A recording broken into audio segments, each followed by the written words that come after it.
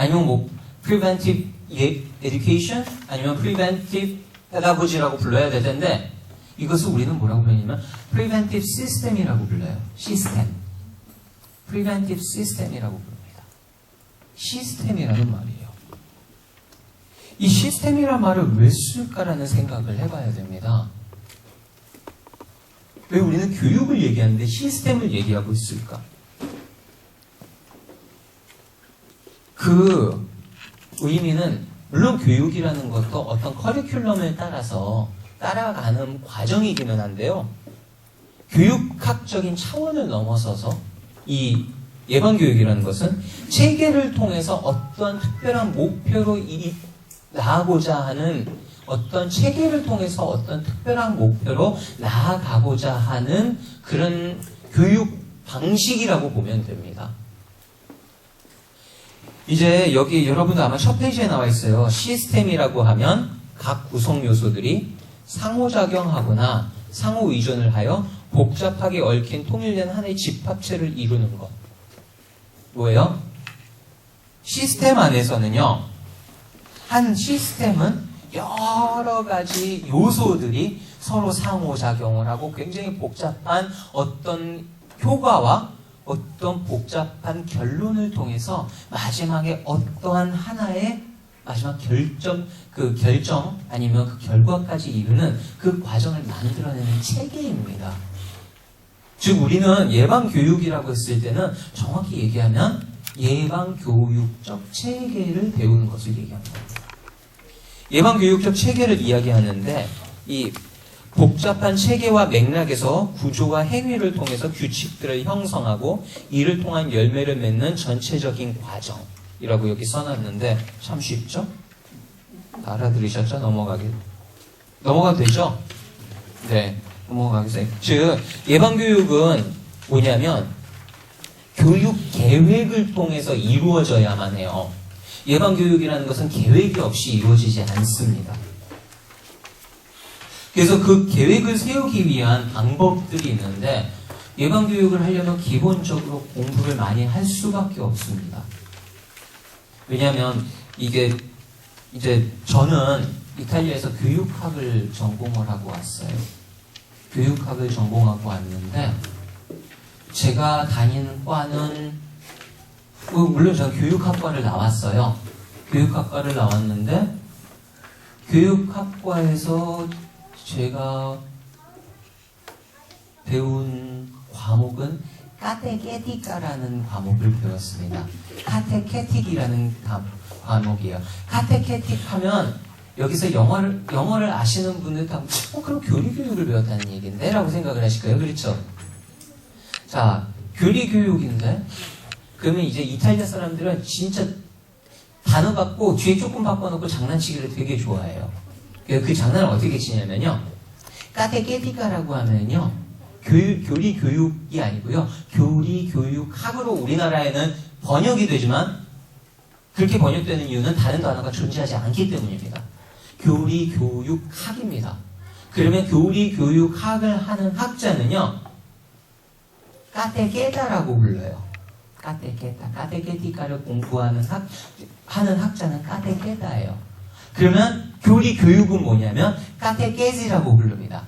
우리가 그 책자 있죠. 이거는 뭐 천주교의 사대교리는 뭐고 십계명은 뭐고 여기서는 뭐고 우리는 성당에는 뭐에 공복제는 어쩌고 저쩌고 그래서 성사는 각자 어떤 의미고 이런 걸 교리라고 하잖아요.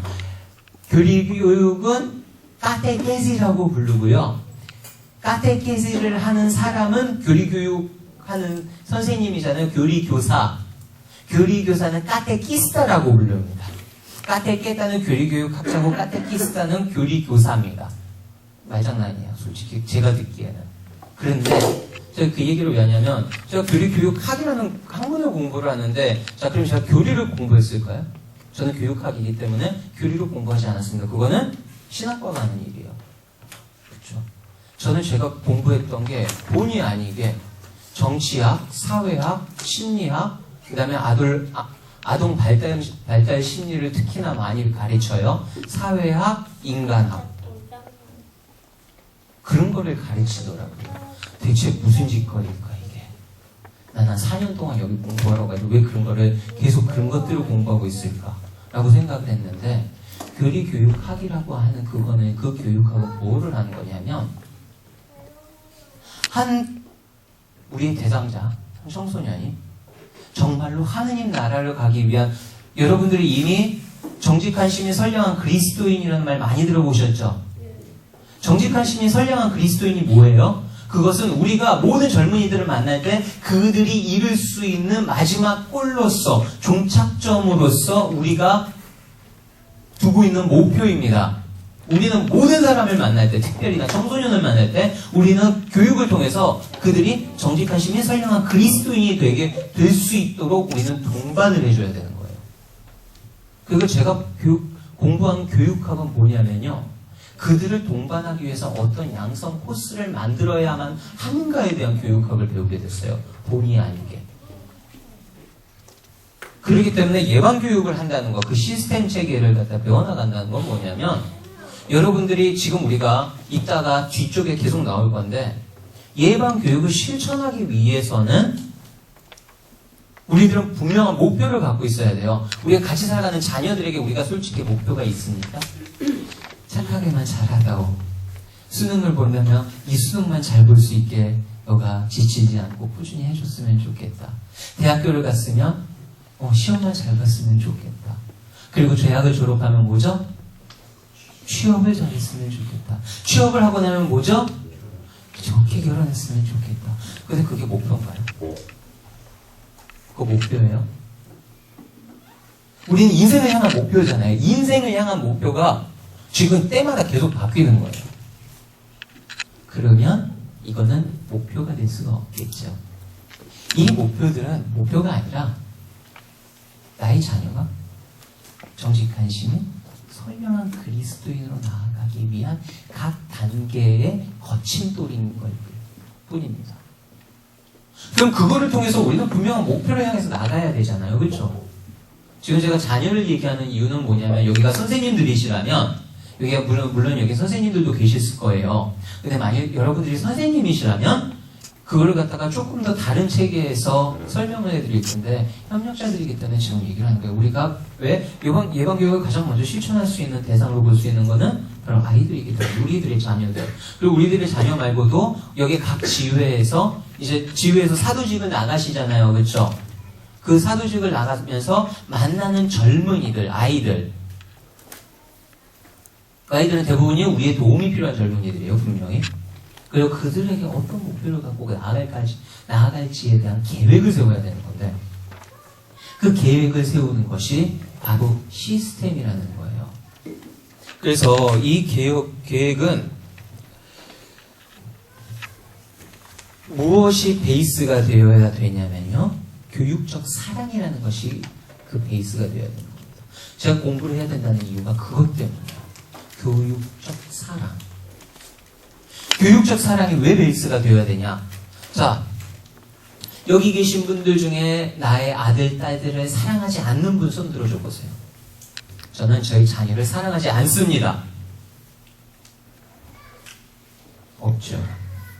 저는 저희 자녀가 저에게 단 한 번도 일생 전체에서 저에게 단 한 번도 속을 새긴 적이 없습니다. 한 분들 하고 계신 분들 손 들어줘 보세요. 혹시 계시다면 그분은 애들도 정말 훌륭한 거겠지만 그 부모님들이 정말 훌륭한 경우가 될 것입니다. 제가 그 얘기를 왜 하냐면요, 교육적 사랑이라는 것은 사랑인데 그냥 단순히 아이를 사랑하는 것은 누구든지예요. 자기 자녀를 사랑하지 않는 부모는 존재하지 않아요. 존재할 수 있겠죠. 어쨌든 그리스도교적 바탕에서 살아가는 부모들 중에서 자기 자녀를 사랑하지 않는 부모는 존재하지 않다고 저는 믿습니다. 그런데 그 사랑이 그냥 사랑이어서는 안 되는 거예요. 교육적 사랑입니다. 그 교육적 사랑이라는 건 뭐냐면, 청소년과 젊은이들에 대한 애정과 존중뿐 아니라 올바른 판단과 상식, 균형을 가지고 사랑을 해야 되는 겁니다. 애정과 존중, 일단 여기서부터 우리는 조금씩 맡길 수가 있어요. 애정은 누구든지 갖고 있습니다. 그런데 존중이라는 것은 특히나 우리나라의 사회적 맥락 안에서, 문화적 맥락 안에서 특히 밑에 사람에 대한 존중. 왜냐하면 자녀들은 분명히 우리에게 있어서 밑에 사람이잖아요. 자녀들에 대한 존중은 굉장히 어려운 숙제 중에 하나입니다. 우리는 그들을 존중한다고 생각하고 그들이 딱 여기까지 나의 바운더리 넘어오지 마시오. 부모님은 부모님, 나는 나라고 치는 순간부터 우리는 뭐가 생겨요? 거부감이 생겨요. 자녀들이 그 행동에 대해서. 많은 경우 그렇다는 겁니다. 제가 얘기하는 거는 모두가 그렇다고 얘기할 수는 없으니까요. 자, 그러면 그렇게 되면 일단 존중부터 들어가야 되는 겁니다. 왜 저 젊은이는, 왜 저 아이는 나한테 저 바운더리를 칠 수밖에 없는 것일까요? 저 아이한테는 어떤 문제가 있게 될 것일까? 첫 번째 알아야 되는 거는 학교 생활에 대해서 이 아이는 지금 어떤 어려움을 갖고 있는가? 직장 생활하면서 어떤 스트레스를 받고 있고 그것이 그에게 어떤 영향을 주고 그의 성격 유형은 이렇기 때문에 이것이 그 애가 이렇게 될 수밖에 없게 만드는가? 그렇죠? 그리고 그거에 따라서 나는 그 아이와 이 히스토리를 통해서 이 애와 나는 이럴 때마다 어떤 관계를 맺었는데 이 관계를 맺는 것이 이렇게 익숙해짐에 따라 그거에 우리는 고착이 됩니다. 그렇죠? 고착이 되면서 그러면 그 고착 안에서 일어나는 어떤 것들이 나한테나 우리 자녀한테 거부감을 줄 수가 있는데 그런 것에 대해서 이제 염두에 두는 부모는 겁나 훌륭한 부모입니다. 그것은 뭐와 똑같은 거냐면요. 우리가 늘 살아가는 데 있어서 여기에서 이거를 통해서 나는 무슨 열매를 줄 수 있을 것인가를 늘 고민하는 부모인 거거든요. 엄청 어려운 일이죠. 그게 바로 존중이라는 단어 하나로 귀결이 됩니다. 그러니까 지금 제가 말씀드리는 요것들은 이 젊은이들이 뭐라고 해야 될까요? 그들과의 관계 안에서, 그 시스템 안에서, 사목적 사랑 안에서, 교육적 사랑 안에서 그들의 정직한 신의 선량한 그리스도인으로 만들 수 있는 그 전제 정도가 일단 보셔야 되는 거죠. 그것이 일단은 생깁니다. 그러니까 이거는 우리 자녀들도 그거를 가져야 되고요. 우리 부모들도 그거를 가져야만 하는 겁니다. 그렇죠? 일단 그것이 생기면 뭐를 해야 돼요? 올바른 판단이 균형을 갖고 그들에 대할 수 있는 노력이 필요하게 돼요. 이제 여기서 필요한 게 뭐냐면 사회학적 구분입니다.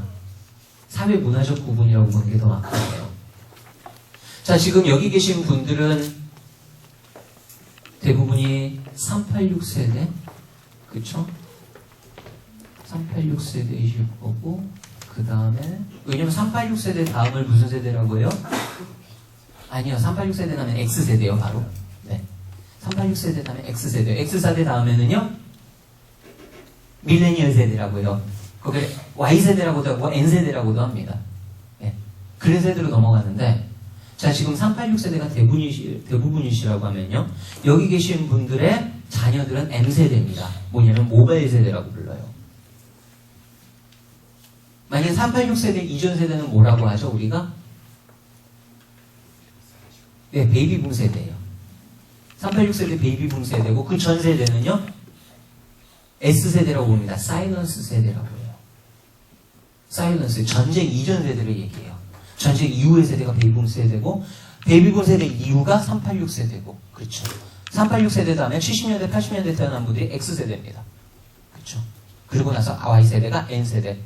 그러면서 이제 모뎀을 직접적으로 운영하는 세대들, 그리고 그 다음으로 나오는 게 N세대 다음에 M세대, 모바일 세대가 나오고요. 요즘 나오는 애들이 Z세대예요. Z세대는 X세대들의 자녀들로 거의 구성이 됩니다.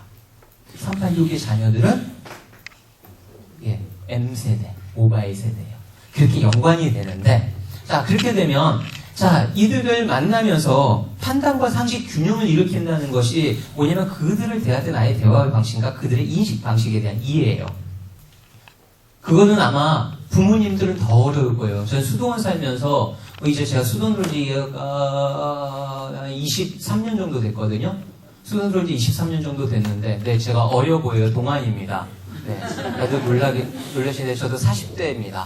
네, 40대인데 이제 이 아이들이 너무 놀라지 마세요. 당황스럽잖아요.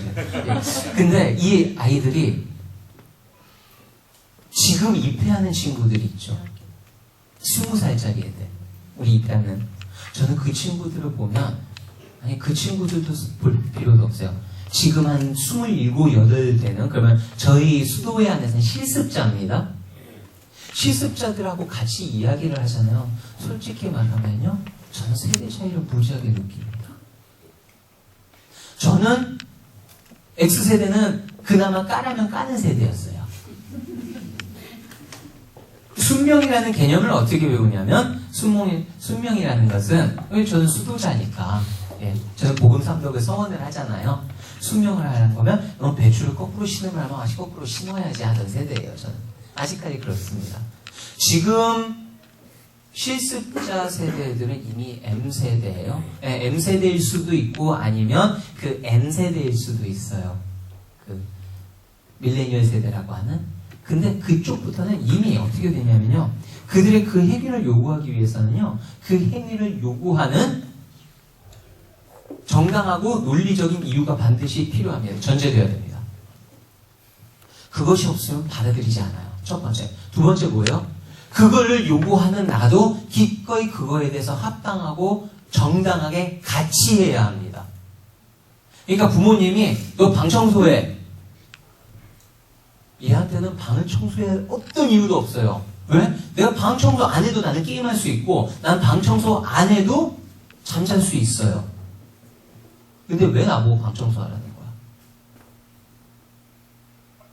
이렇게 얘기하면 그렇게 생각할 수도 있겠다 싶긴 하죠. 왜냐면 지금 듣기만 하니까. 이거 맞닥뜨리면 절대 그럴 수 없죠. 네. 그런데 어쨌든 그렇습니다. 그 세대에 대한 이해예요. 그럼 이 이해 안에서 우리는 그 아이들과 어떤 균형을 맞출 것인가를 고민해야 되는 거예요. 첫 번째 균형을 어디서 맞출 수 있냐면요. 협의입니다. 협의에 대한 책임감의 요구. 이거예요. 그리고 또 하나 여기에는 이따가 얘기할 건데 인내. 그것이 필요합니다. 협의, 그 다음에 책임감, 인내. 지금 제가 얘기하는 거는 아주 단순하게 교육적 사랑이 어떤 경로를 통해서 우리 아이들에게 넘어가시는지에 대한 굉장히 단순화시켜서 이야기를 하고 있어요. 사실 어렵게 이야기할 필요가 없잖아요. 우리가 여기서. 그렇죠? 그래서 그렇게 됩니다. 그리고 그것이 상식적이어야 돼요. 때로는 많은 경우 부모는 아이를 위해서라는 포장으로 나의 요구를 관철시키고자 합니다. 그게 잘못된 거예요. 내가 얼마나 노력을 하는데, 그렇죠? 잘못된 겁니다. 노력은 노력일 뿐이에요. 그 아이들한테 있어서는 그런 거예요. 엄마가 하는 요구가 만일 거기서 나오면 내가 너한테 얼마나 많은 노력을 하고 엄마 노력한 거에 대해서 인정을 안 하는 게 아니에요. 엄마는 노력한 거 이해하고 인정하는데 요구 자체는 잘못된 거다. 그걸 구분하는 게 굉장히 힘들잖아요. 우리가 여기선 구분이 되는데 여기서 구분이 안 되잖아요. 그렇죠? 그 이제 그 과정들 이런 것들이 우리가 교육적 사랑에 관련된 거예요. 제가 아까 교육적 사랑을 위해서 예방교육 체계를 위해서 공부를 해야 된다고 했잖아요. 이제 왜 공부를 해야 되는지 좀 이해가 가시겠죠. 그래서 공부를 해야 됩니다. 왜냐면 공부를 많이 하다 보면 어쨌든 이게 좀 이쪽으로 들어오거든요. 그래서 그 과정이 필요하게 되는 것이죠. 일반적으로 학교 교육 혹은 공교육 제도 안에서 이루어지는 교육을 단순하게 교육자와 피교육자의 관계에서 이루어지는 행위와 그 결과로 이해하는 경우가 있는데 예방교육은 종합적인 표현으로 교육적 사랑의 우선을 그 전제로 깔고 있다라고 얘기하는 게 무슨 의미냐면 이거는 그러면 나 혼자서만 아이들과 자녀의 관계에서만 될까요? 아이들과 자녀의 관계에서 되는 건 언제냐면 아이들이 집에 있을 때예요. 그렇죠? 아이들이 자 여기 혹시 저희 자녀가 중고생입니다. 손 들어보세요. 초중고생입니다. 손 들어보세요. 초중고생. 대학생도 칩시다. 초중고 대학생. 네, 조금 더. 자 직장인도 마찬가지긴 하지만 자 저는 우리 아이의 학교에서 모든 생활과 그 아이의 습성과 특징들을 전부 파악하고 있습니다라는 부모님 손 들어보세요. 지금 손 들어보세요. 이런 거 말고요. 네. 없습니다. 뭐냐면요. 우리는 집안에서 천사인 아이가 학교에서는 양아치가 될 수 있어요? 없어요? 있죠. 그러면 그 아이가 학교에서 양아치 짓하고 어머니가 학교로 불려가면 뭐라고 해요? 우리 아이가 그럴 리가 없어. 자, 그러면 이 교육적 사랑은 집안에서만 이루어지는 걸로 그 아이를 정직한 시민 선량한 그리스도로 이끌 수 있을까요? 없을까요? 없다라는 의미예요. 즉 그건 누가 같이 해야 돼요? 교육 시스템이 일단 같이 해야 돼요. 학교 교육, 공교육 제도가 같이 해줘야 되고요. 아따 어렵다 그죠? 그리고 뭐가 또 같이 해줘야 돼요? 이해는 또 어디를 가요? 학원 가죠. 학원 가면 학원인이 줘야 되고요. 아이가 봉사활동을 가요. 그러면 어디 가요? 예, 교육, 시스템, 사회 시스템이라고 합시다. 공적 시스템. 거기가 같이 해줘야 되는 거예요. 예방교육이 시스템인 이유가 그것 때문이에요. 예방교육이라는 것은요, 그러니까 학교에서 보통 예방교육 체계가, 이게 실제로 이탈리아라는, 당연히 이탈리아에서 이게 만들어진 교육 시스템이다 보니까, 이탈리아에서 이것이 체계적으로 갖춰지기 위해서 가장 먼저 발달한 게 어디 안에서겠어요? 당연히 학교 안에서였겠죠. 성당이나, 그렇죠? 왜냐하면 그때 당시에는 가톨릭이 교육까지 맡고 있었잖아요. 1800년 말 1900년 초라고 한다면 당연하게 그 정도는 우리가 충분히 유추할 수가 있죠. 그러면 학교에서 살리자들이 학교 교육을 하는데 애를 정직한 시민 선량한 그리스도인으로 만들기 위해서는 우리 학교의 노력만으로는 부족하구나. 어떻게 해요? 부모들을 초대해요. 여러분들 부모 집에서 이렇게 애들 길러야 됩니다. 이렇게 도와야 된다. 그걸로 부족했어요. 어떻게 돼요? 학교에. 왜냐하면 그때 당시에는 지금도 이탈리아는 그러지만 애들이 학교 딱 끝나면 오라토리오라고 하는 운동장 거기를 가가지고 오후 2시에 끝나요. 고등학생이 학교를 오후 2시에 끝나요. 그러면 애들이 어떻게 하냐면 집에 가서 점심을 먹고요. 학교를 다시 와요. 그때부터 특별 활동을 합니다. 월요일부터 금요일까지. 그러면 농구하는 애들은 진짜 줄전 농구만 하고요. 배구하는 애들은 줄전 배구만 하고, 춤추는 애들은 줄전 춤만 춰요. 그리고 어떤 애들은 독서 모임을 하는 것도 있고, 진짜 다양해요. 그거를 하는 겁니다, 애들이. 그리고 거기들이 다 오라토리오가 돼요. 운동장. 운동장은 그럼 보통 어디서 운영을, 학교에서도 운영을 많이 하겠지만, 성당들에서 운영을 했겠죠? 성당에는 모든 성당들은 다 그러니까 사실 모든이라고 얘기할 수는 없지만 살레시오회가 운영하는 모든 성당들과 그리고 이거를 갖다가 보면서 너무 좋아서 밀라노 교구는 이것을 채택해서 밀라노 교구에 있는 모든 본당들은 오라토리오를 갖고 있어요. 운동장은. 애들이 학교를 끝나면 다 일로 와서 애들이 놀아요. 방 내내 거기 와서 놉니다. 지금도 그래요. 애들이 성당은 안 나가는데요. 그러니까 성당 오라토리오에 매일 150명의 아이들이 와 있어요. 그 애들이 미사를 가지는 않습니다. 오라토리오로 오는 거지. 근데 그렇게 해서 운동장에서, 가정에서, 성당에서, 학교에서 이 아이들이 정말로 그렇게 잘 자라기 위해서 어떻게 이 아이들을 동반하고 교육적인 영향을 줄 것인가 라는 고민을 하게 된 거예요. 거기서 나온 게 예방교육 시스템이라는 거죠. 예방교육 시스템. 그 말이 더 맞네요. 예방교육이라고 얘기합니다. 그래서 단순한 지식의 습득뿐 아니라 하느님의 사랑을 저변에 깔고 있는 사랑의 형태를 통해서 교육자가 정직한 시민이 선량한 그리스도인이 되게 하고자 만들어 놓은 것이 바로 이 예방교육입니다. 그렇기 때문에 예방교육은 결국은 애들을 이제 뒤에 얘기하는 이성 종교 사랑이라고 하는데 그것을 통해서 아이들에게 다가가게 돼요. 이건 예방교육의 3가지 요소입니다. 이 3가지 요소들로 갖게 되는데 이 요소들은 아이들을 유기적으로 다가가게 해서 아이들이 사회적, 노덕적, 종교적 그런 성격을 갖게 만들어요. 그래서 이 교육이 아까 이제 학교 안에서, 집에서, 그 다음에 성당에서 그리고 그 운동장에서 이루어진다고 하잖아요. 이거 그러면 이게 한다고 되는 게 아닐 거 아니에요. 그거를 어떻게 유기적으로 연결할 것인가를 만드는 그거를 SAPP라고 불러요. 영어로는. 이탈리아 말로 PEPS라고 부르고요. 그게 뭐냐면 살레시안 에듀케이셔널 파스토럴 플랜이라고 해요. 공동체 교육 사목, 살레시오 교육 사목 계획이라는 거예요. 모든 살레시오 집들은 이거를 필수적으로 의무적으로 하게 되어 있습니다. 왜냐하면 이것을 통해서 우리를 만나는 젊은이들, 함께하는 젊은이들이 인지적, 정서적, 윤리적, 영성적인 성숙을 통해서 잘할 수 있기 때문이죠. 그렇죠. 그래서 그것을 얘기합니다. 지금 40분이 지났는데 저는 한 페이지를 채 넘어가지 않았네요. 네, 걱정입니다. 예방교육에 대해서 얼마나 그게 중요하고 훌륭한 교육인지 성 요한 바오로 2세께서 돈보스코 서거 100주년에 이제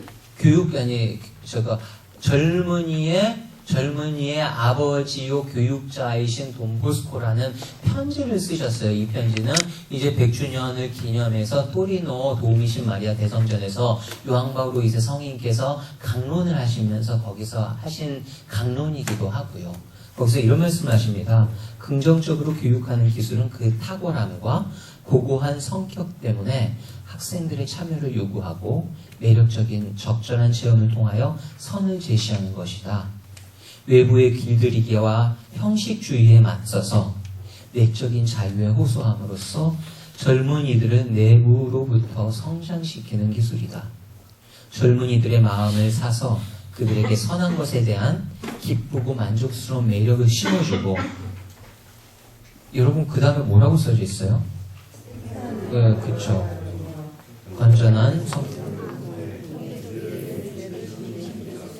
이게 사실 태산이나 태도였었어요. 이게 제가 너무 길다 보니까 그 받아쓰기 앱이 있어요. 제가 읽으면 받아쓰는데 가끔씩 이렇게 헛소리로 바꿔놔요. 죄송합니다. 이거 다 제가 점검하고 드렸었는데 이거는 제 게으름입니다. 굉장히 예방교육을 하지 못하셨는데. 그래서 즉 돈보스코의 교육체계를 요약해주는 이성종교 상해랑이라는 공식은 아이들을 이렇게 만드는 것이다라고 요한 바오로 2세 성인께서 말씀을 해주신 거예요. 그리고 이거는 사실입니다.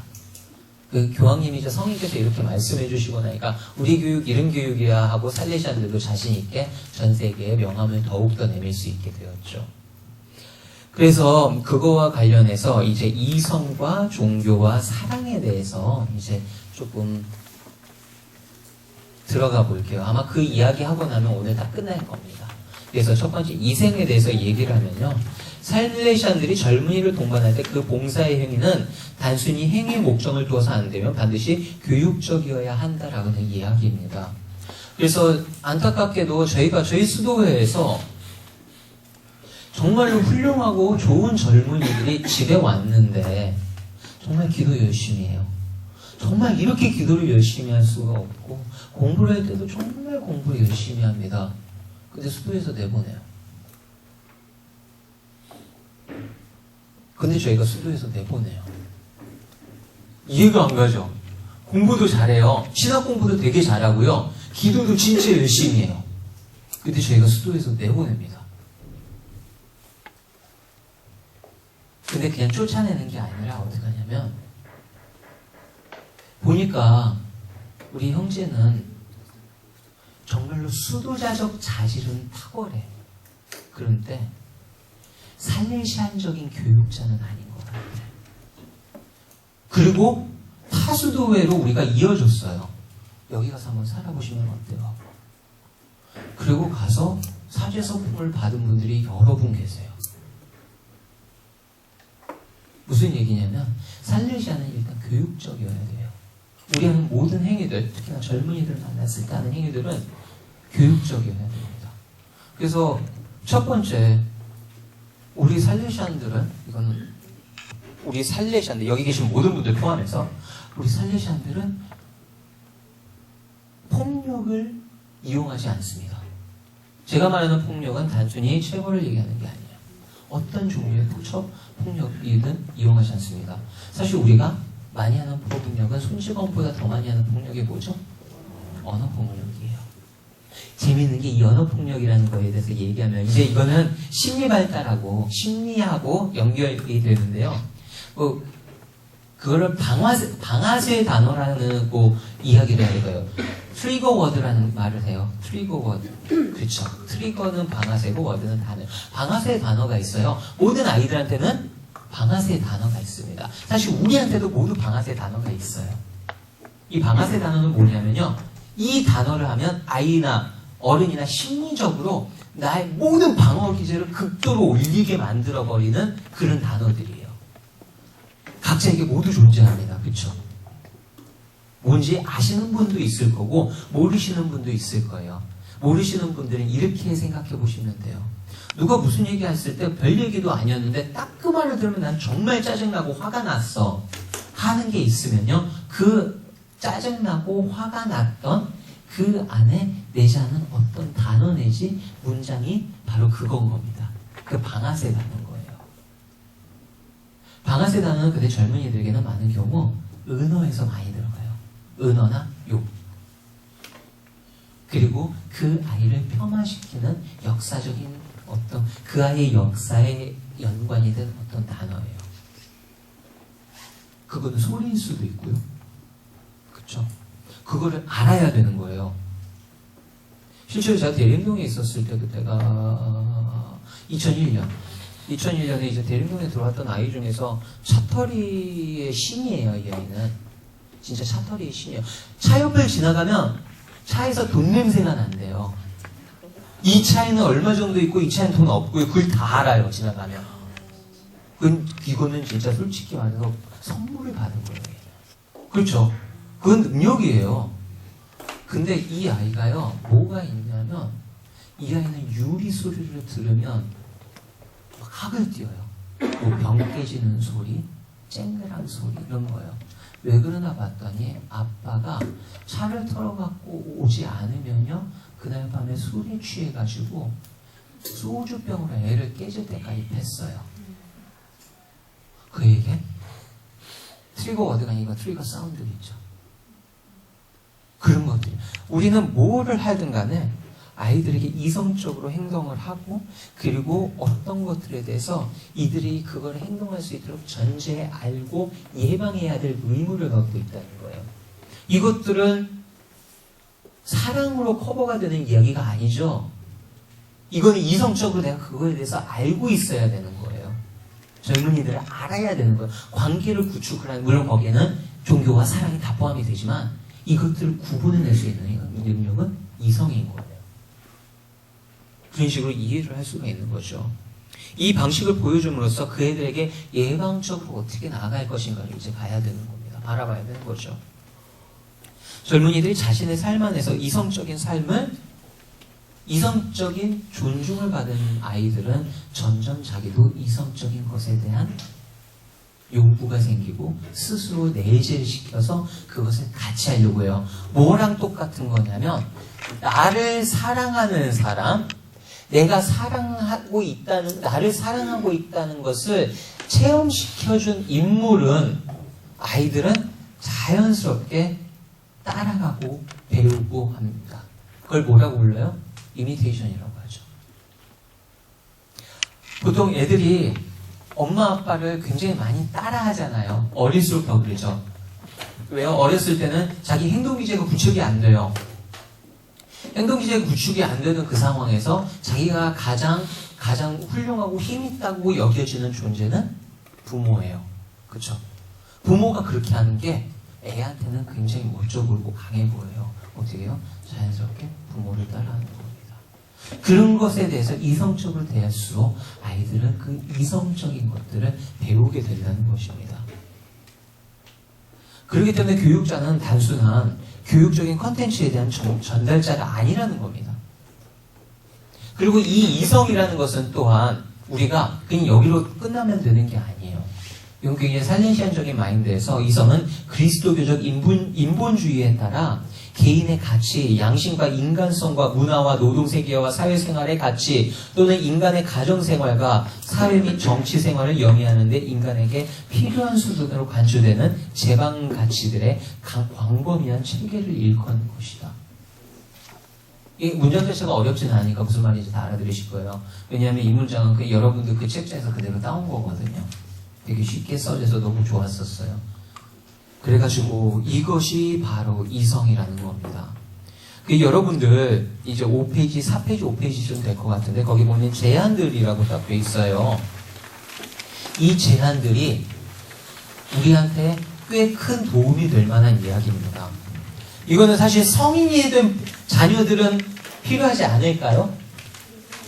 필요합니다. 특히나 왜 필요하냐면요.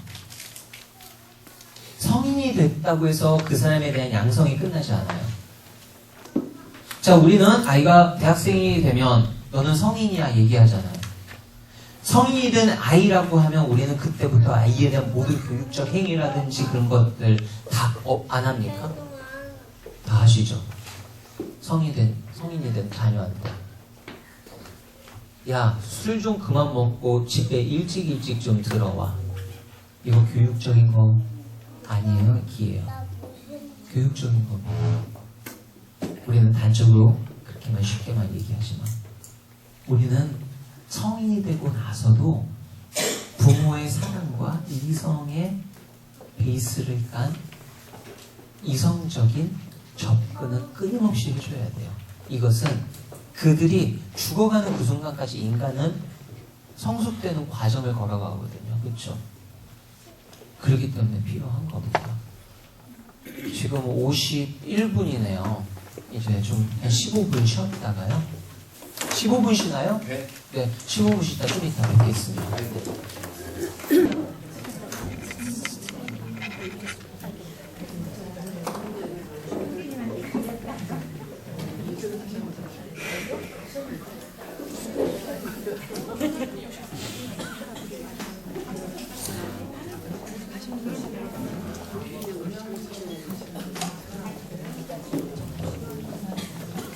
딱 잠 올 때쯤 쉬었죠?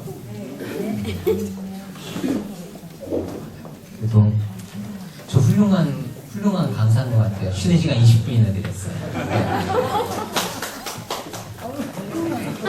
네, 쉬는 시간 많이 주니까 어떻게 지금 30분까지 쉴까요, 그냥? 네, 그러면 지금 어쨌든 시간이 그렇게 많지 않아요. 저희가 이제 종교랑 사랑에 대해서만 이야기하고 마무리를 할 겁니다.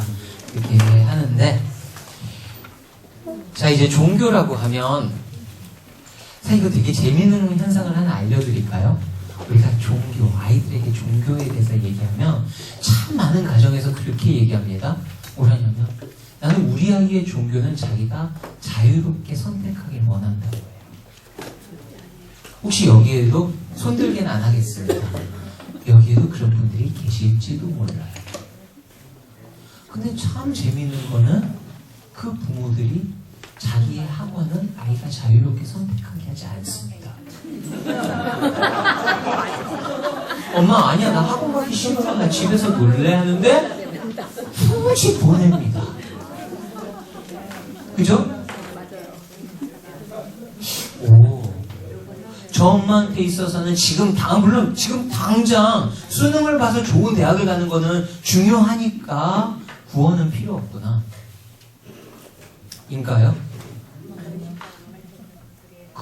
그건가요? 아니겠죠? 저도 아닐 거라고 생각을 하고 그렇게 믿고 싶어요. 제가 이 종교에 대해서 얘기할 때 사실 할 말이 제일 많아요. 진짜 부모님 됐고 1시간 동안 혼낼 수 있어요. 근데 그렇게 하면 저는 일반 꼰대 신부랑 똑같아요. 그래서 종교에 대해서 이야기를 할 때 사실 우리는 많이 종교심에 대해서 이야기를 해요.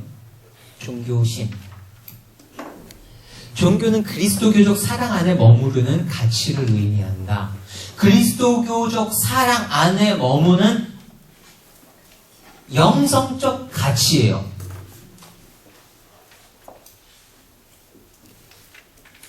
물론 우리의 사랑은 우리의 신앙은 기복신앙이라고 하잖아요. 샤머니즘에서 토대를 갖고 와요. 전 세계 모든 신앙 중에서 샤머니즘의 토대를 갖고 있지 않은 신앙은 없습니다. 전 그걸 정확하게 말씀드릴 수 있어요. 샤머니즘의 기본적 토대를 갖고 있지 않은 신앙은 신앙이 아니라요, 이론이라고 불려요. 학설이든가. 왜냐하면요, 종교심이라는 게 그 기저에 깔려 있을 때 그거는 종교로서의 성격을 띄어요. 종교로서의 성격을 띠는 것은 여러 가지가 있는데 첫 번째는 뭐냐면 절대자에 대한 대상화입니다. 절대자에 대한 대상화라는 개념이 뭐예요? 나는 내가 살아갈 때 그것이 때로는 두려움이 될 수도 있고요. 그거는 때로는 그분으로부터 칭찬을 받고 사랑받고 싶은 욕구가 될 수도 있어요. 그것은 사람마다 다양하죠. 근데 어찌됐든 간에 내가 하는 모든 행위에 대해서 그것에 대한 결론으로서 인정을 받고 싶은 욕구들이 그 전제에 깔립니다. 인정을 받고 싶은 욕구들이 전제에 깔리고 거기로부터 우리가 받게 되는 최고의 선물이 그리스도교인에게는 구원인 건데, 물론 이거는 지금 제가 얘기하는 거는 굉장히 종교학적인 설명이에요. 이건 종교학에서 하는 사람들의 얘기예요. 그리스도교 신학이 아니라.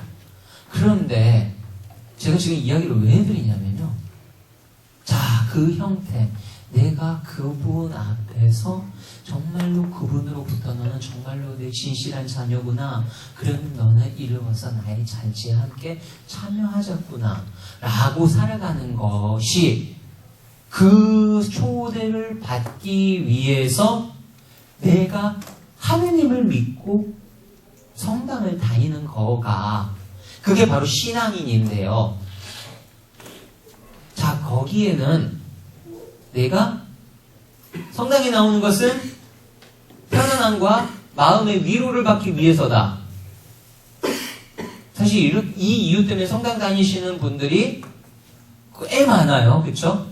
일주일 동안 지쳤는데 여기 오면 좋은 이야기도 듣고 뭔가 성취인가 무엇인가 하면 뭔가 뿌듯한 일 한 것 같고, 그러니까 여기 와서 그냥 일주일에 1시간 정도는 거기에 시간 내줄 수 있으니까. 그리고 성당을 가는 그런 분들이 많아요. 그리고 뭐라고요? 왜 성당 나가세요? 그래서 제가 성당 나가는 이유는요, 가시면 마음도 편안하잖아요. 고백성서 보고는 뭔가 후련하고. 잘하셨어요. 이러고 말이죠, 제가. 근데 우리가 그리스도인이 된 이유에 대해서 한번 생각을 해봐야 됩니다. 그것을 전제에 깔잖아요. 내 스스로가 그리스도인이 된 이유를 갖다가 확립을 시키지 않으면요, 그렇죠? 그걸 확립시키지 않으면 나는 아이들에게 종교성을 요구할 수가 없어요. 왜? 종교라는 것은 그리스도교적 사랑 안에 머무르는 가치를 내가 실현하고 있다는 것을 애들에게 보여줘야 되기 때문이에요. 그것을 보여주지 않으면 애들에게 종교적 교육이 가능하다? 가능하지 않다. 즉, 첫 번째 아주 단순한 것부터 시작해요. 어디를 가도요. 자, 지금 여기 계신 분들이 이제 가족들이 다 같이 외식을 나가요. 식당에 딱 가요. 식당에서 애들이 딱 해가지고 이제 뭐 삼겹살집 갔어요. 딱 앉아. 얘들아, 기도하자. 성부와 성자와 성령의 이름으로 아멘. 주님 은혜로 내려주신 음식과 떳떳하게 기도하고 있는 가족들을 저도 진짜 100만 년에 한 번씩 봐요. 네. 근데 그렇지 않은 가톨릭 가정들을 저는 훨씬 많이 봅니다. 물론 그래요. 개신교는 기도합시다. 눈 감았다 뜨면 기도거든요, 거기는. 근데 천주교는 어떻게 돼요? 이걸 해야 돼요. 사람들 앞에서 왔다 갔다 좀 뭐 하는 거야. 그쵸? 라고 생각을 하는데, 내가 그리스도께서 나에게 주신 그 가치를 실현하려고 저는 노력하는 사람입니다를 외부에 보여주는 것이 부끄러우십니까? 그게 부끄러운 사람은 그리스도교적 가치를 살아가는데 아주 어려움이 많습니다. 그리고 그 어려움이 많은 사람은요, 그리스도교적 사랑 안에 머무는 그 가치가 어떤 것인지 아이들에게 전달을 못해요. 왜? 애들한테 전달은 할 수 있어요. 애들 여기에까지 전달할 수 있어요. 이게 재수 좋으면 여기까지는 갑니다. 진짜 재수가 좋으면 여기까지 가는데 그게 여기까지 그렇습니다.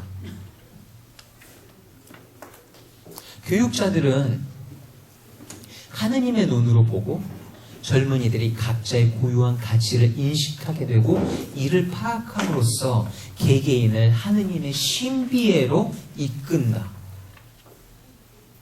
내가 하느님을 믿지 않는데, 아니 내가 내 자신이 하느님을 믿는다고 내 스스로를 신뢰하지 못하는데 내가 그 각자 아이들을 젊은이들이 네 안에 진짜 하느님이 계시고 하느님의 선하심이 너한테 이런 것들을 준단다라고 자신 있게 얘기할 수 있을까요? 저는 그래요. 되게 웃긴 얘기인데 저는 중학교 한 1, 2학년 때까지 산타크로스를 믿었어요. 굉장히 나이브하죠? 중학교 1, 2학년 때까지 믿었는데 어렸을 때부터 부모님이랑 같이 대림이 되면 부모님이 그날 아버지 어머니 같이 해서 성탄 트리를 만들어요. 대림 한 1주, 2주 지날 때. 그리고 나서 뭐를 하냐면 그 밑에 이제 구유도 만들고 그거 해가지고 우리 집 한쪽 구석에 놔요. 그리고 나면 그때부터 두근두근 하는 거예요. 그 기억은 저는 2-3살부터 숙지됩니다. 매일 저녁마다 부모님하고 같이 기도했어요. 그 앞에서. 내 기도, 자유기도하는 내 기도는 뭐냐면 1년 내내 저는 레고 이거를 갖고 싶었는데 그것을 주세요. 부모님이 내가 갖고 싶은 게 뭔지를 모를 수가 없죠. 그리고 나서 부모님이랑 같이 성탄 성야 미사를 하러 출발하려고 밑에 내려가 있어요. 아버지는 우리 집이 어렸을 때는 그렇게 잘 산 것 같지는 않아요. 그런데 하여튼 1년 내내 그리고 내가 얘기를 했던 그것이 이제 성탄 미사 딱 갔다가 집에 오면 그게 거기 딱 있어요. 손을 포장이 돼서. 이런 기쁨이 어디 있습니까? 물론 내가 크리스마스 선물을 받아서 신앙을 유지한 건 아닌데요. 집 안에 종교적인 분위기를 일으키는 것은 굉장히 좋은 영향을 아이들에게 줍니다. 그리고 우리가 어떤 행위를 할 때 옳은 행위를 하고 그 가치는 그리스도교적 가치이고 내가 이 옳은 행위를 하는 이유는 하느님에 대한 사랑으로 이것을 마땅히 해야 되기 때문이란다 라는 것을 자신 있게 애들에게 가르쳐 주는 겁니다. 그것을 우리는 오늘날은 아주 쉬워요. 사회적 사랑이라고 부르거든요. 사회적 사랑을 가장 잘 보여주신 분이 예수 그리스도. 어떻게? 우리 아버지가 그렇게 표현하세요. 맨날 예수 그리스도는 안으로 굽어지는 에로스를 온전히 바깥으로 팔이 바깥으로도 굽어질 수 있는 사회적 사랑으로 변화시키신 분이 예수 그리스도다라고 말씀을 하시는데 우리 아버지는 신학자세요. 그래서 그래요. 그런 얘기를 하시는 거예요. 보통 분이 그런 얘기 하기는 좀 힘들죠. 예. 근데 우리 아버지는 그런 얘기 말씀을 하시는데 그겁니다. 내가 갖고 있는 굉장히 아름다운 가치들이 내가 하느님을 사랑하기 때문에 이 가치들을 실현시킬 수 있다는 걸 애들한테 보여주는 겁니다. 이거 안 될 것 같죠? 의외로 됩니다. 즉 우리 같이 하는 청년들 중에서 한 명 있는데 그 친구는 지금 28살이에요. 근데 얘는요 일주일에 2번, 아니 1년에 한 달에 2번씩 어머니랑 같이 여자인데 엄마랑 같이 보니까 수원 쪽에 사는데 수원에서 같이 봉사활동을 해서 정말 가난한 사람들 판자집 같은 데 가서 하고 다시 바르고 이런 거라는 봉사활동이 있어요. 여자애는 굉장히 힘들 것 같잖아요. 그 장판 옮기고 물론 얘는 힘은 좋습니다만 그래가지고 그런 거를 옮기고 하는 그런 걸 되게 열심히 하고 그걸 되게 좋아해요. 그 일을 하는 거를. 내가 물어봤어요. 야, 근데 너 힘들잖아. 힘들 때도 있어요. 그게 그렇게 좋아. 저는 조금만 힘을 내면 되고 하루 힘들면 되지만 그것으로 저분은 저렇게 그날부터는 정말로 기쁘게 저기서 잘 수 있잖아요. 라는 얘기를 하는 거예요. 28살짜리 청년. 진짜 제가 정말 자랑스러워요. 저는 이런 아름다운 청년들을 동반하고 있다는 내가 자랑스럽습니다. 그런데 이 친구가 그렇게 지낼 수 있었던 게 이유가 뭐였을까 생각했을 때 이 친구는 어렸을 때부터 엄마하고 계속 그런 이야기들을 하고 그런 이야기들을 나누고 그러고 살아가는 것이 얼마나 행복하고 그래서 물론 지금도 봉사하는 직업을 갖고는 있는데 이 친구는 남들을 도와주는 게 그렇게 행복해요. 그리고 그게 왜 행복하냐? 주님께서 나에게 제일 기쁘게 하실 수 있는 일을 초대한 게 이거예요. 그리고 그걸 엄마로부터 계속 같이 찾아갔고 엄마하고 여러 가지 봉사를 하면서 여기도 그런 분들이 계실 수 있을 거예요. 분명히 계실 거라고 생각을 하는데 그게 바로 종교예요. 그 종교적 가치가 그 아이들 하나하나를 얼마나 바꾸는지 그것이 바로 영성교육이에요. 뭐냐면 그리스도교적 가치 안에 살아가는 부모를 둔 아이들은 그것을 실천하는 것을 본 부모를 둔 아이들은 그 영성적 가치를 실천하고 살아갑니다. 물론 때로는 그것이 안 그러는 경우가 있어요. 어떤 경우냐면 제가 아는 또 다른 어떤 자매님은 진짜로 밥하는 시간 빼고는 성당에 와 계세요. 잠자는 시간이야. 그러다 보니까 아이가 둘인데 둘 다 민감하더라고요. 그러니까 엄마가 성당 가서 저하고 지긋지긋해서 더 이상 못 보고 그래서 난 성당이 싫대요. 물론 이런 경우들도 있을 수 있어요. 근데 어찌됐든 간에 제가 얘기한 거는 성당 활동을 얘기하는 게 아니라 그리스도교적 가치. 그리스도교적 가치가 어떤 건지는 굉장히 여러분들도 많이 듣고 알고 계실 겁니다. 뒤에 보면 그 실천할 제안들이라고 해서 종교와 관련하여라고 해서 쭉 했거든요. 그것들 중에서 한번 생각을 해보시면 될 것 같습니다. 자, 마지막으로 사랑이라는 거에 대해서 얘기를 해보겠습니다. 사랑을 얘기하면 여러 가지 사랑을 얘기하죠. 우리는 에로스라고 하면요 뭔가 육체적인 사랑을 떠올려요. 에로스, 그쵸? 에로스는 주님께서 인간에게 주신 굉장히 아름다운 선물이에요. 에로스는 뭐냐면 막대한 에너지를 담고 있는 사랑입니다. 그렇죠? 여러분들은 많이 하면 우리들은 그리스도교적 사랑은 아가페라고 생각해요. 그렇죠? 에로스는 굉장히 아름다운 그리스도교적 사랑입니다. 그리스도교적 사랑인데 이 사랑 안에는 열정이 넘쳐요. 그래서 어떤 일이 일어나냐면요. 데레사 성녀 어떻게 하셨어요? 예수님과 결혼하셨죠? 아세요? 성녀 데레사께서는요. 예수님과 영혼 결혼식을 하세요. 이게 뭐냐면 영혼 결혼식이라는 것은 이 사람이 육체적으로 사랑하고 그 얘기가 아니에요. 내 모든 영혼과 모든 것을 당신이라는 너무나도 위대한 사랑에 온전히 헌신하고 싶습니다 하고 당신의 영혼조차 그냥 봉헌해버릴 거예요. 예수님께. 그게 딱 그렇게 얘기하면 그 어마어마한 열정 아니에요? 그런데 그 사랑을, 그 위대한 사랑을 우리는 때로는 에로스, 아가페라고 갈라놔요. 하지만 그게 아니에요. 이 두 개는 그 사랑의 성향이지 그렇다고 해서 사랑이 이쪽 성향도 갖고 있고 이쪽 성향도 갖고 있어요. 근데 그렇다고 해서 사랑이 둘로 나뉘는 게 아니거든요. 그런데 여기서 얘기하는 이 사랑은 다른 종류랑 구분되는 게 아니라 이제 그 사랑의 성향에 대해서 이야기를 하는 거예요. 우리가 예방교육을 실천할 때 보여주는 사랑의 성향은 바로 이 감흥하는 사랑이라는 겁니다. 이탈리아 말로는 아모레 볼레자라고 불러요. 볼레자라는 말은 뭐냐? 볼레레라는 단어에서 나오는데 볼레레라는 단어는 원하다라는 단어예요. 뭐냐면 내가 이렇게 뭔가를 너무 헌신하고 싶고 이렇게 같이 하고 싶어하는 이런 원함을, 원의를 갖고 있는 것을 표현할 수 있는 사랑이라고 얘기를 합니다. 원의를 갖고 있음을 표현할 수 있는 사랑.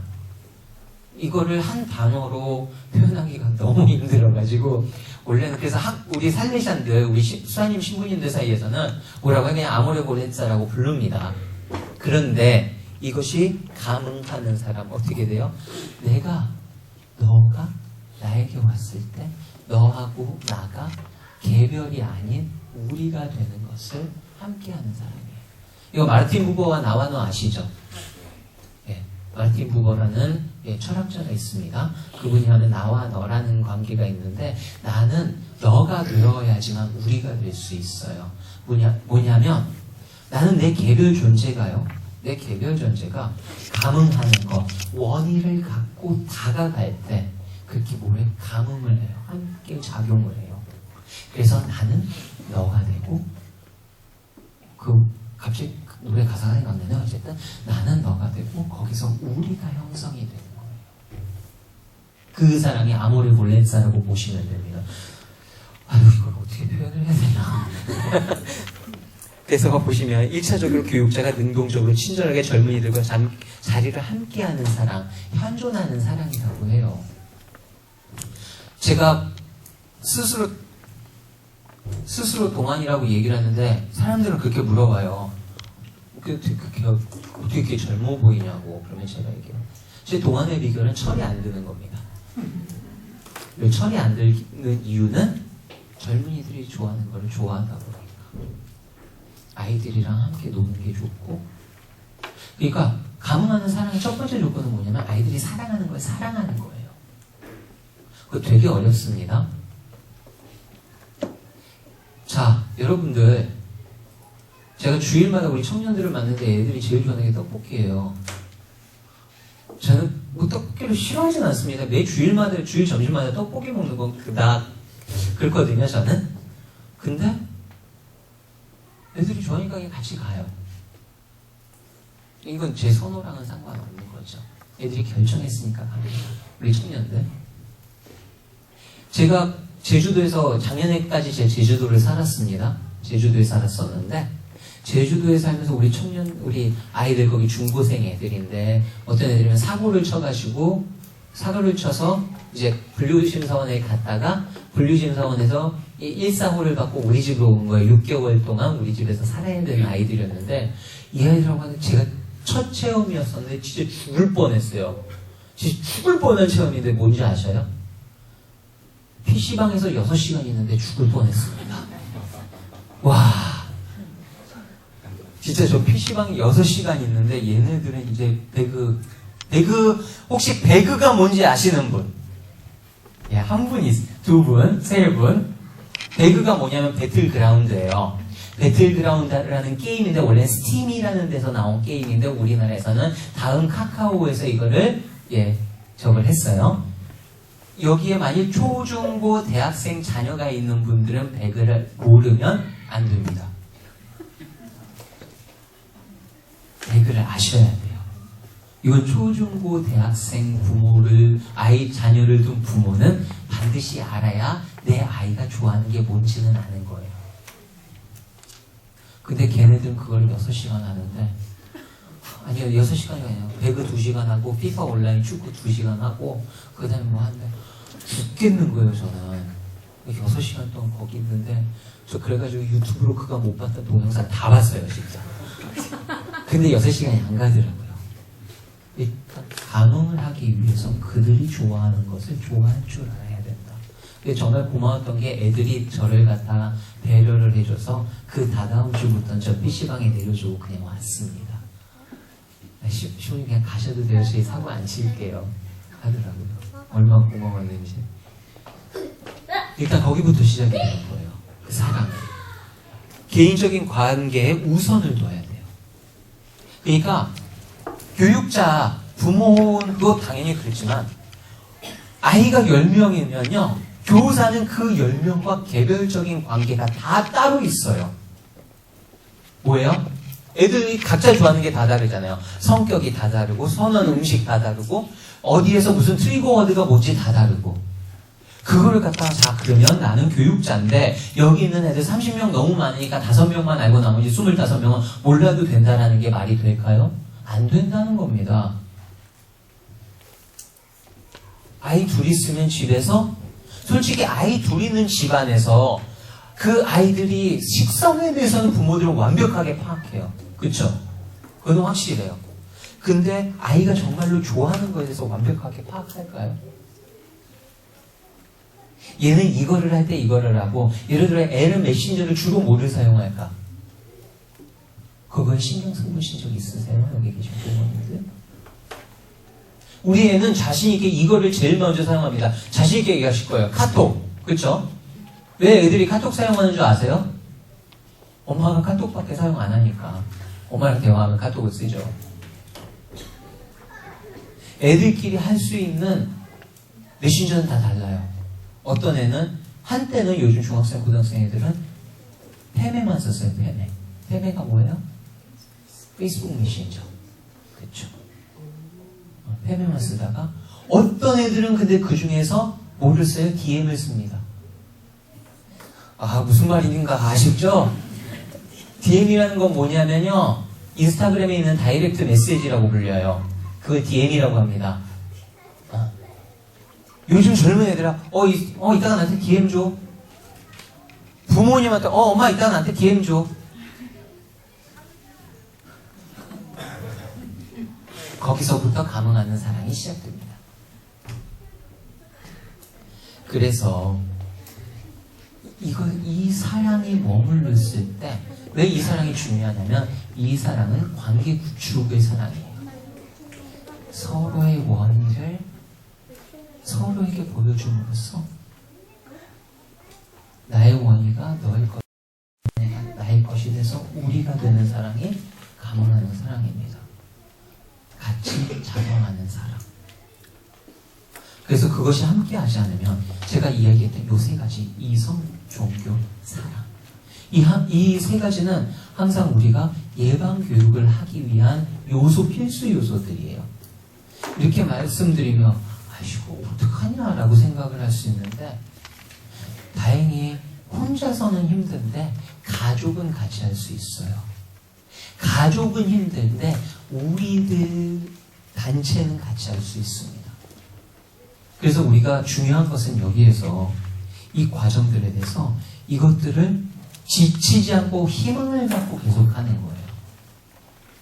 사실 그리스도교 자체가 희망의 종교예요. 그렇죠? 우리는 구원에 대한 희망을 꿈꾸지 않는 이상 그리스도교의 존재 가치가 사라집니다. 그렇죠? 희망하는 종교 안에서 머물 수 있도록 우리가 이 예방 교육이라는 것이 내 삶에서 구체화될 수 있도록 어떤 노력을 스스로 하고 있는가를 이제 생각을 해보고 했으면 좋겠어요. 이제 보니까 한 5시 좀 안 되면 미사를 하게 될 것 같아요. 보니까 여기 이제 약혼자 주말도 미사 끝난 것 같고요. 자, 이제 여러분들에게 나눔거리를 드리고자 합니다. 15분 동안, 보니까 이제 그룹 안에서 하시는 거 맞죠? 네. 한 15분 정도 있고, 한 5시 즈음 미사가 시작할 걸로 예상을 하고요. 그리고 여러분들, 그 제안들 있죠? 제안들. 거기 있는 것들 중에서 상관없습니다. 내가 정말 이 중에서 잘하고 있는 것은 내가 그것을 어떻게 잘하고 있는지, 뭐 3가지, 이성에서 하나, 종교에서 하나, 사랑에서 하나, 그렇게 해서 하셔도 되고, 아니면 전체 중에서 하나만 이야기하셔도 되고, 그렇게 해서 이것을 저는 이렇게 하고 있는데 참 그랬었습니다 하는 그런 것들을 함께 나눠보시면 좋겠습니다. 왜냐하면 이렇게 되면 우리가 그 제안들이 각자의 가정에서 이런 식으로 현실화되고 있구나를 서로 경험을 할 수가 있겠죠. 예, 그래서 그것을 하는 시간을 가지면서 강의 마무리하고 이따 미사 때 뵙겠습니다. 예, 고맙습니다.